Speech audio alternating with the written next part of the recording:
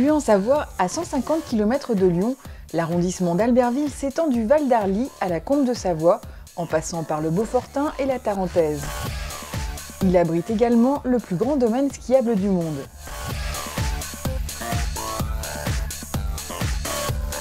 Région touristique très prisée en hiver, son activité est dominée par la saisonnalité. Chaque année, près de 30 000 travailleurs saisonniers sont embauchés pour accueillir des millions de touristes venus du monde entier. Parmi les différentes activités que l'on peut trouver en montagne, certaines manquent régulièrement de personnel. Hôtellerie, restauration, commerce, transport, autant de secteurs en tension qui ouvrent des opportunités de carrière. À travers différents portraits, découvrez des saisonniers, certains originaires de Savoie et la plupart venus de toute la France pour travailler en montagne.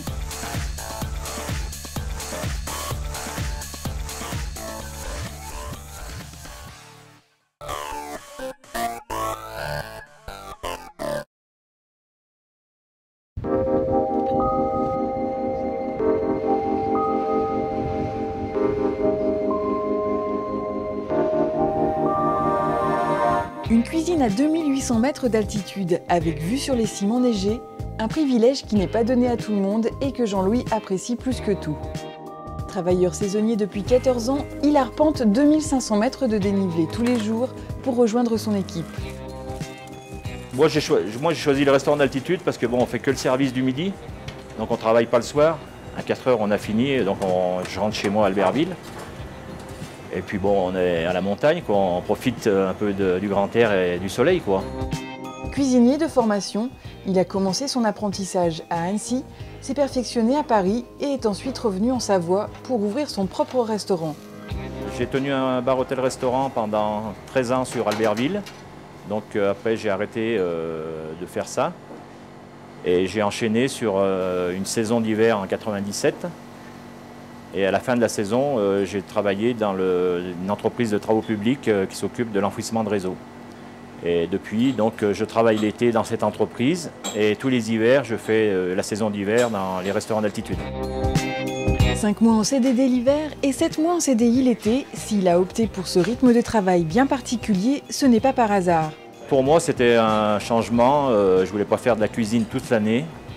Donc j'ai opté pour ce principe. Je voulais changer de la cuisine parce que bon, sur la Savoie, en tant que cuisinier l'été, les saisons ne sont pas trop longues et donc je ne voulais pas quitter la région l'été. Aujourd'hui chef cuisinier en Tarentaise, Jean-Louis dirige 4 personnes durant la saison, un second de cuisine, un commis et 2 chefs de partie. Chaque jour, il prépare 3 à 400 couverts pour le service de midi. Nous ici, bon, on a beaucoup de personnel, donc on est assez tranquille. Mais bon, c'est très éprouvant, une saison en plus d'altitude,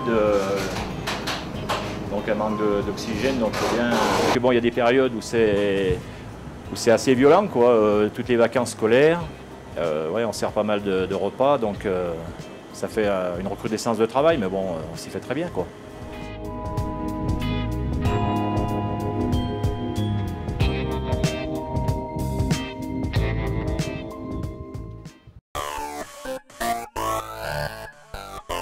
Être saisonnier, c'est aller à la rencontre des gens, apprendre différentes façons de travailler et découvrir autant de lieux touristiques.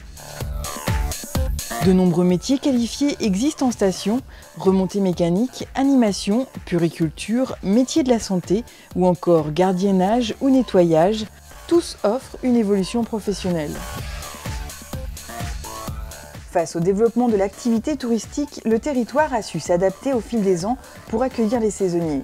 80% des employeurs logent leurs salariés et plusieurs organismes locaux facilitent leur accès à l'emploi.